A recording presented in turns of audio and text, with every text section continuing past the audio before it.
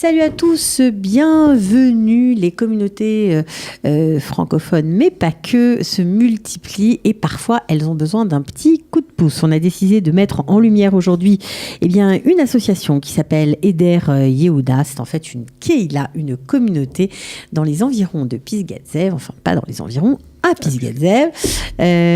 Pour en parler, nous avons deux invités. C'est parti. De la générosité, des talents et du cœur. C'est la sauce du jour sur studioqualita.com.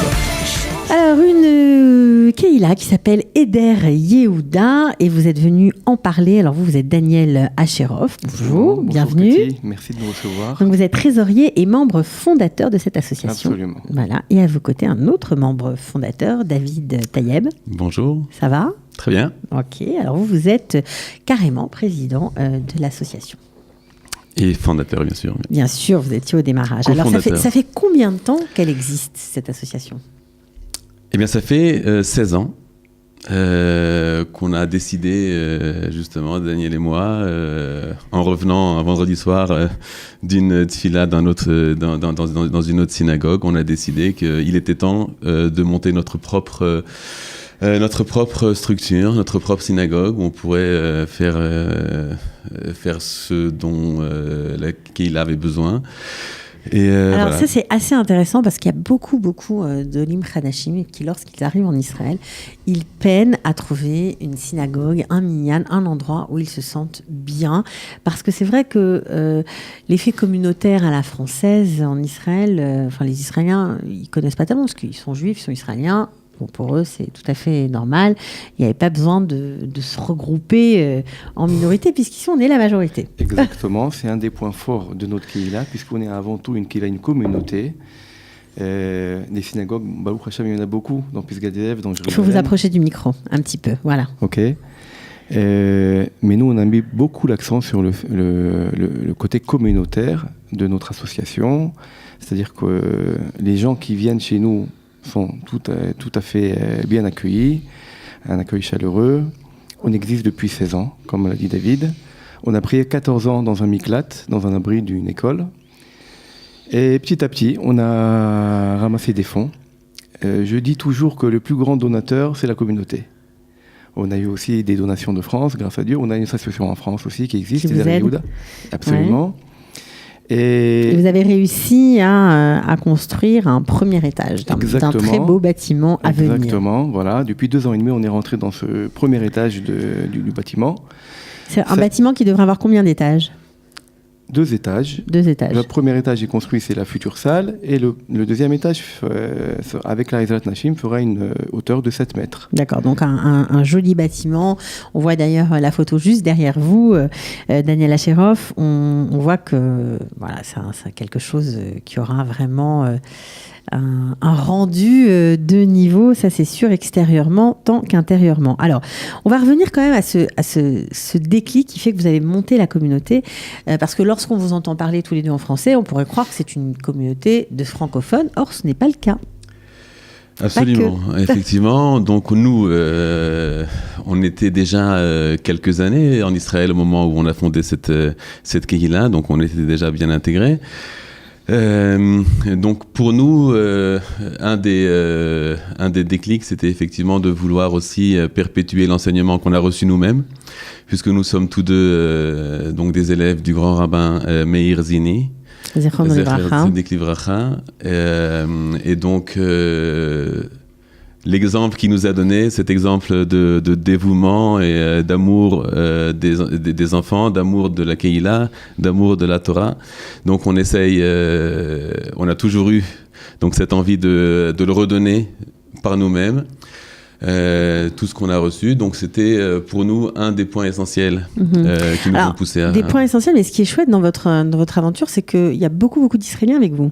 Absolument. Il y a à peu près, si on fait la répartition, on est à peu près 20-25% de francophones. Le reste, c'est des Israéliens. Voilà, des Israéliens qui sont nés ici. On a des Israéliens, on a des Tsabarim, on a des Olim Hadashim. Oui, on a des Éthiopiens avec nous aussi. Une des particularités, effectivement, c'est une très grande diversité de gens. Effectivement, on a des gens d'Afrique du Nord, on a des gens du Maroc, de Tunisie, d'Algérie, on a des gens aussi du Yémen, on a des gens d'Éthiopie. Mais vous suivez le rythme nord-africain. Alors effectivement, c'est aussi l'un des points particuliers de notre Kehila, c'est que on est à cheval, si vous voulez, sur les traditions nord-africaines. Donc par rapport à ce que nous-mêmes avons appris chez le Rabbin Zini, toutes les traditions, la liturgie, tous ces points-là sont des points essentiels.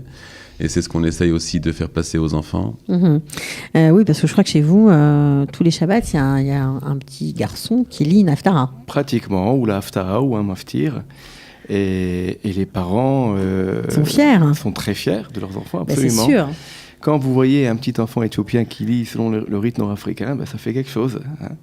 Et les gens sont contents et les gens de la communauté apprécient absolument. Alors, vous êtes combien en tout de familles ?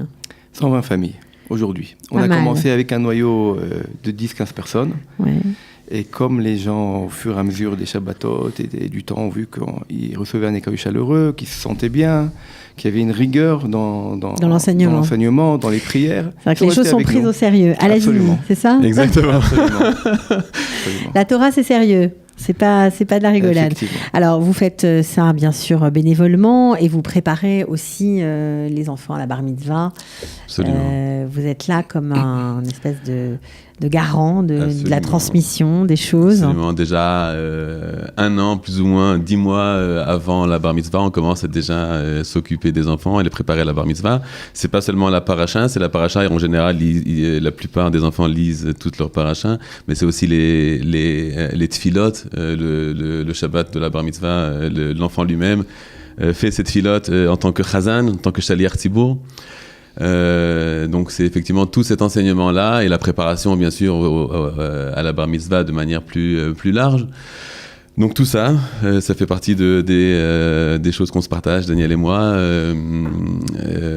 pour tous les enfants de la Kehila, et on fait ça avec beaucoup d'amour et bénévolement. Alors le côté sioniste est aussi très présent dans vos enseignements. On parle beaucoup du Rav Kook chez vous, je crois.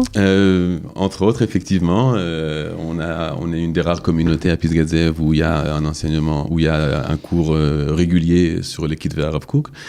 Donc ça fait partie de l'ambiance de notre Bet Knesset, de notre Kehila, et donc on étudie, et on fête Yom HaAtzmaut et on fête Yom Yerushalayim avec beaucoup de festivités. Voilà. J'imagine que toutes les activités communautaires lors des fêtes de Purim, de Sukkot, vous ne manquez pas l'occasion Hanouka de fêter tous ensemble. Absolument. Voilà. C'est important dans la vie du quartier ? Très important. Très important, et les gens l'apprécient, et les gens viennent pour ça aussi, entre autres.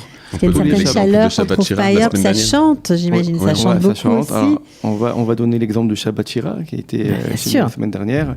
On a invité un chazan de renom aussi chez nous, Shlomo Knafo, peut-être que certains le connaissent, qui nous a fait un très beau Shabbat communautaire, avec les tfilot, avec les piyoutim, avec les bakashot.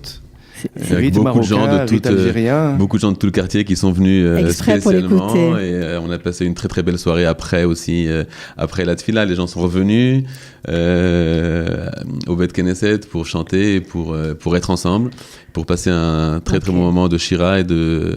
Alors pour l'instant tout ça c'est génial parce que vous le faites tous ensemble dans la salle qui est construite, qui en fait est destinée à être dans ce beau bâtiment qui j'espère verra le jour très bientôt.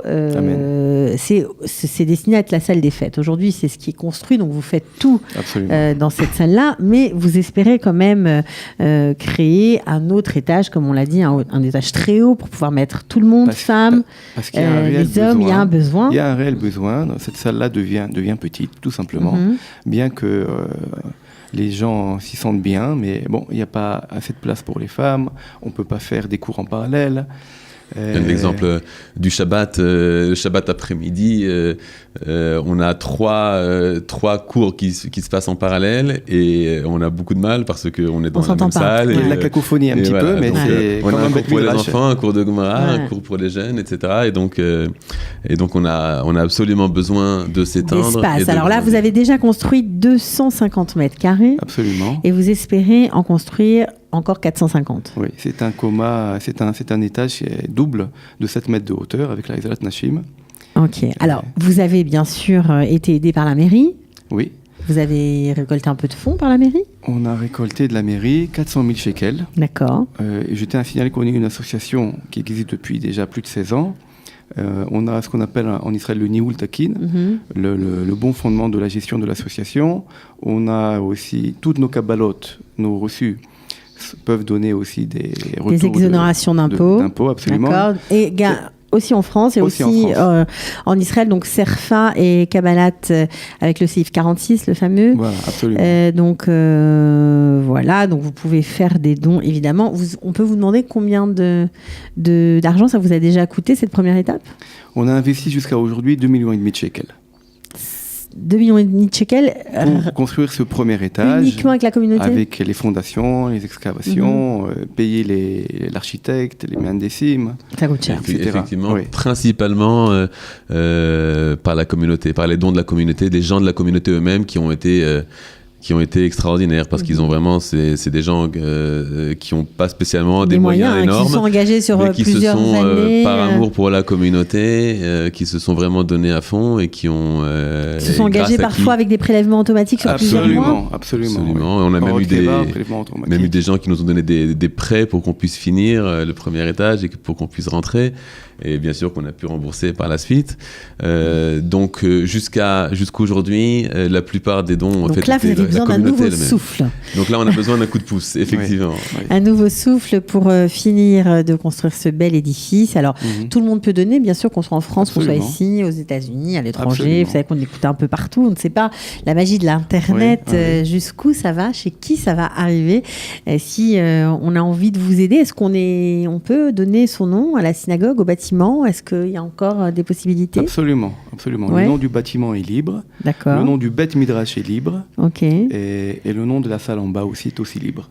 Donc on peut donner. On peut faire qu'on appelle une ansacha. Voilà.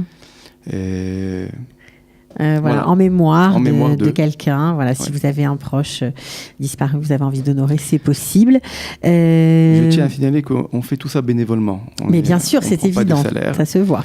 La préparation aux enfants, on le fait tous les Shabbats. Tout ce que vous faites, c'est vraiment pour la communauté. Alors, entièrement gratuit et bénévole. Vous allez organiser une super cagnotte, on va dire, pour finir ce bâtiment qui vous tient tant à cœur à vous et à toute la communauté du 19 au 21 février 2018. Ce sera 3 jours en fait de grande collecte où on pourra donner. Alors sous la vidéo, on va mettre les liens sur lesquels vous pourrez cliquer pour apporter votre pierre à l'édifice.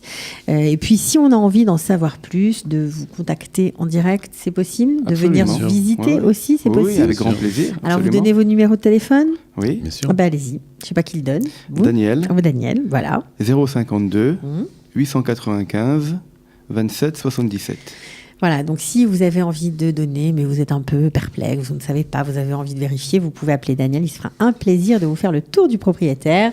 Merci en tout cas d'être venu, on vous souhaite belle Tzlacha. Merci à vous. Merci pour tous ces petits-enfants qui doivent se régaler tous les Shabbats. Et les parents aussi, absolument. Absolument. Voilà, à bientôt. Merci de nous avoir recueillis. Avec plaisir. Bye bye. De la générosité, des talents et du cœur, c'est la sauce du jour sur studioqualita.com.